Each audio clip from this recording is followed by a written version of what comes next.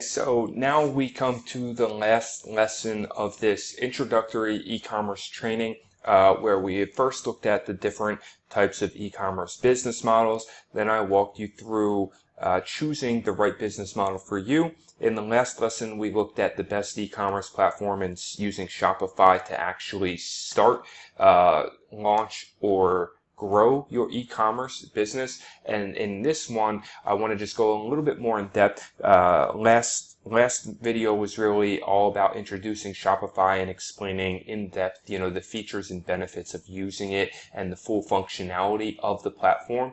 And so in this one now, I want to talk a little bit more practically about how this applies to the type of Shopify store you're going to build. Okay? So Shopify plus Shopify themes is basically where you get the ability to create any type of store that you want. And choosing the best type of store theme is going to be based on your goals, what you want to sell, who your target market is, right? Because you're creating a brand. And so there's differences. Are you building a one product store, or are you building a multiple product store? Are you selling to older generation or younger generation, right?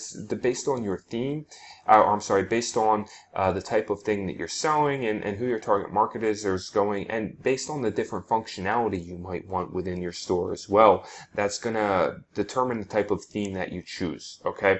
But it's also, what we want to look at even more is just like overall, what type of store you're building, okay? And there's a few ways to classify that.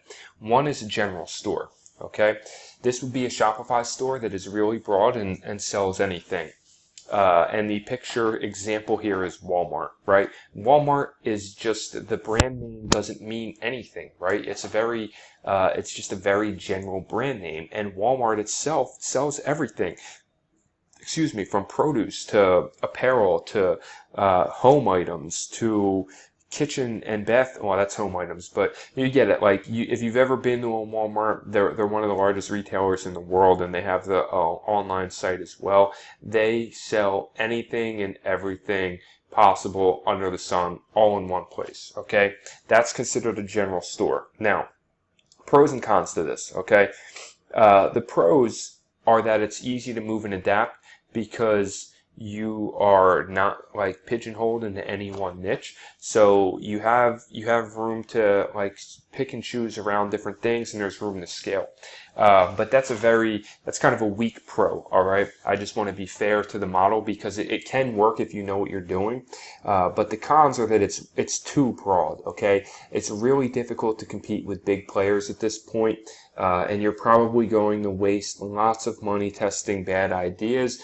And honestly, it's starting to become a saturated market, all right, with the rise of drop shipping and all these courses that have come out and flooded the market and flooded our news feeds in the past year or two, okay? It is just becoming, to a point where so many people are trying to set up this general store idea and just sell everything. And a lot of these stores are selling the same exact products and ripping each other off and using, the same branding and same product descriptions, creating terrible store names. So I personally think that this is a model you should avoid unless you have some type of unique strength, right? Like, for example, the guys that founded Wish.com, which is a huge drop shipping site. It's $1 billion company at this point, I think.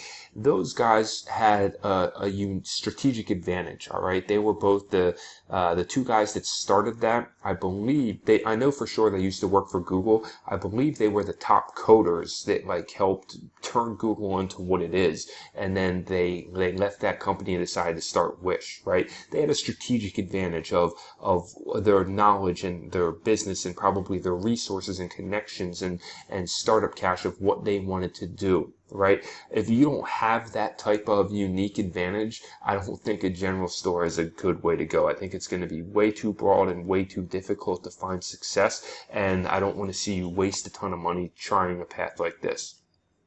All right, but it can work. Now, a lot of the stores that you're going to see out there that are working right now, like Inspire Uplift, were started, a year or 2 years ago when competition was a lot lower, and they've been able to take advantage of like that first mover advantage and really grow into something powerful now where they have a well-established brand, lots of customers, and lots of credibility, and lots of startup cash behind, not startup cash, but lots of cash flow behind them to continue running this model, because it's kind of a churn and burn model, right? You're constantly testing new products and trying to find new winning ideas, and you're moving across multiple collections, okay? Again, it's not to say that it can't work. Inspire Uplift is a great example of a general store on Shopify that does work, and they do very well. I just think it's extremely difficult to get started this way nowadays. A niche store is the opposite side of the spectrum, right? This is a store that would only focus on selling items in one niche. So for example, here, a dog store, okay? Think of any dog store in the world that you've ever been into. Not a pet store, right? A dog store. All they sell are food, toys, items for dogs, okay? Now, the pros to this are really high brand value, okay, because you're so focused in, okay? Your audience is going to connect so strongly because it's a targeted audience. You know exactly who you're selling to. It's easier to create a loyal following, which makes it easier to sustain and also easier to build assets and eventually sell as well, right? There's higher brand value for that. Now, when I say easier, I don't want that confused with saying that it's easy to build a niche store, okay? I just mean that in the sense of like it's trying to do those things, trying to create a loyal following and create something sustainable and having one unique targeted audience with a general store is very difficult because you're all over the place, right? But with a niche store, you're much more narrowed in, you're much more focused, and so the idea of why it's easier is because all of your efforts are continually going into the same thing. So you're naturally building brand equity if you're doing your best and you're trying and you're constantly adapting and innovating. You're naturally building brand equity. You're naturally building assets in what you're doing because you're always focused in the same area with the same customers, with the same audience, okay? The cons to a niche store are one, that it can be capped for earnings, okay? Depending on the niche you choose, what the size of that niche is, and where you're selling, it might be capped, right? That's called a market cap. There may be a ceiling to how much money you can make with that store, all right? Or it might be too small or too competitive based on what you choose. Now, as an example, dogs is not something too small or too competitive, all right, because it's a huge, massive niche. There's so many breeds of dogs and so many dog owners all around the world, right? Like and there's constantly new dog products coming out. It's not too small or too competitive, but something, say, like, well, an example I've always used, because I think this is a really good example, say something like steampunk. Now, you may not even know what steampunk is, but if you do, it's like a style of like this vintage sci-fi kind of apparel and dress, okay? It's a really small niche, right? Like if you go into the steampunk niche, you're going to be capped for earnings. In my opinion, it would be very difficult, I think, to even build $1 million a year business in the steampunk niche, right? So that's an example of choosing a niche that is too small and is probably too capped and may even be too competitive, because if all it takes, Neil Patel has a great concept that I heard him say once, where he said it's much easier to get how does he say it? I don't want to mess this up. It's much easier to get a small slice and carve out your business in a billion-dollar industry than it is to carve out a big piece in $1 million industry, right? Like generally the idea being that if you can find a big niche with a lot of opportunity and lots of money to be made, it's going to be easier for you to build $1 million business in that, because there's so much money to go around and so much opportunity. If you focus on a niche that there's only, a market cap of a few $1 million and there's already multiple competitors, you're going to be working so hard just to try and scrape out, your piece of the pie. It's not worth it, right? You focus on something bigger that has more opportunity. Here's an example of a niche store on Shopify, Boom by Cindy Joseph. It's a fantastic store. The guy who runs this, Ezra Firestone, is considered one of the top e-commerce experts in the world. And you can see that this store is focused on women's health and beauty, all right? And they only sell a few products, and these are the products here. There's like 3-4 products, like these boomsticks here that are basically skincare products for women, right? And women 45 years and up, basically. So it's niche. It's focused only on a few products, but that niche of what they're doing is actually quite large, all right? As of the time I'm recording this, I know that this company's done like $50 million in sales in the last 3 years, right? So that's incredible. You know, they're doing almost $20 million a year in sales, and they're doing it within a very specific niche with only a few products, okay? And by the way, that they are white labeling these products, right? This is a private label brand. So, you know, like it's an example of a good niche that has room for scale and growth and potential, and something that he could sell eventually as well, right? Now, here's an example of a single product store, right? Because they sell multiple products here in this niche. This is an example of a single product store. I don't really know anything about the numbers of how much this store is making, but I thought it was a really good example. They only sell one product. It's one brand. It's the Snooze, and it's basically a Bluetooth speaker, right, that operates, has multiple different functions. So again, it's a big niche, right? Bluetooth speakers is something that, Snooze, peaceful white noise. So it's a Bluetooth speaker specifically for helping people sleep. So interesting, right? And that's very niched down, because now it's not just a speaker, it's a speaker with a specific function only for helping people sleep. But still, you know, how many, you know, like everybody sleeps, right? And so, and a lot of people have sleep problems or problems going to sleep. It's a big rising industry and rising trend of people looking into how to sleep better and get more quality sleep. So this is one product, one niche, but an example of a good niche with a lot of room for scale and potential to build a nice business that has a good exit strategy. Now, small business store, all right, so taking your existing hobby or business and putting it on Shopify. Pros to this, you know, this is specifically because I want to make sure I'm inclusive of everybody that might be watching this. So the pros to this are obvious, right? You have your existing brand value, you already know your audience, you probably have an existing social following, even if it's a small one, right? It's something to start with. So it's logical for you to expand and open an e-commerce channel to be able to sell more of your products. I don't see any cons to this at all, other than getting it set up and managing it, which is not difficult. So if you have an existing hobby or business, then you should definitely expand that onto Shopify. Here's an example of one like we looked at earlier, Jasmine's Kitchen, where they have their products and they have their actual physical location, and they may even have wholesale distribution within stores around them, locally and nationally within the country, but they also have their Shopify store where people can actually visit them, because selling online and social media selling is really powerful, and you're going to be able to reach a much wider audience. And as long as you can handle the shipping of wherever you're selling that product, then it's a very natural and logical thing to expand your business onto the Shopify platform. Now, the hybrid store is what I mentioned briefly earlier, and what I want to talk about again here is this is where you are meeting in the middle of general and niche, right? So like Dick's Sporting Goods. Dick's Sporting Goods is one of the largest sports goods retailers in the world, and they have multiple niches, right? So the idea is you're taking a broad level concept of, in this example, the broad level concept is sports and recreation, right? A huge multi-billion dollar category, and then they're narrowing it down to certain niches within that broad category. So they sell basketball, they sell football, they sell soccer or football based on where you're watching this from. They sell fishing, they say camping. Okay, so there's all these different categories within that, but the idea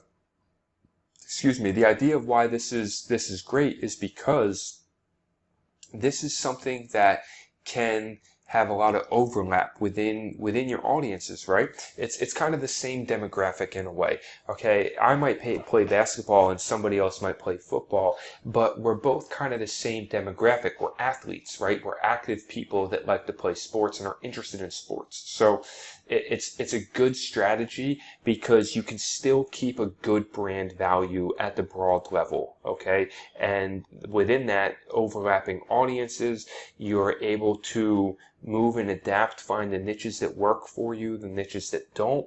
It's also still going to be easier to build an asset and sell because, again, that overlapping audience is going to allow you to create loyalty and create a real brand, right? Something that is clear and defined and not just completely random. The only con to this, I think, is that you're not going to have as deep a connection to any one of those niches, right? Like Dick's Sporting Goods, if say, for example, I'm a basketball fan, I'm going to have a deeper, well, let's see, let me think of a different example. Say, for example, I like to fish, right? Because I know there's a fishing brand out there, that's called Salt Life, right? So Dick's Sporting Goods may sell fishing stuff, and I may go to Dick's Sporting Goods to buy fishing stuff at some point, but I'm going to have a deeper connection probably with the Salt Life brand because that's all about fishing, right? That's represents a lifestyle of people who only fish, okay? So I'm probably going to have a deeper connection with that, but still Dick's Sporting Goods I know is a place that I am interested in still as somebody who likes to fish because they offer the type of stuff that I like there. All right. So I just wanted to, kind of explain that. So you can still create a really good brand value, but the only con I see is that you're not going to get the deepest level of connection with that niche, which I don't honestly really think of as a con. I just want to mention it to be fair to the business model and the things you should be aware of. So here's an example hybrid store on Shopify. This store is called Couples Choices, and basically they sell items for relationships, couples, okay? And they are broad enough at the level that it's not just one type of couple, right? Like there may be multiple different types of categories and things that they sell, from Valentine's gifts to couples t-shirts and hoodies, to people who are married, to people who are engaged, to people who are just dating, to anniversaries, right? Like but they're all overlapping. All the audiences are overlapping, and they sell both dropship products like this stuff, these rose bears up top here. These are dropship products right here, and they sell print-on-demand products right here. So you have a hybrid match between the dropshipping, the print-on-demand, between the broad level category, and niching it down into like these kind of sub-niche categories within the store.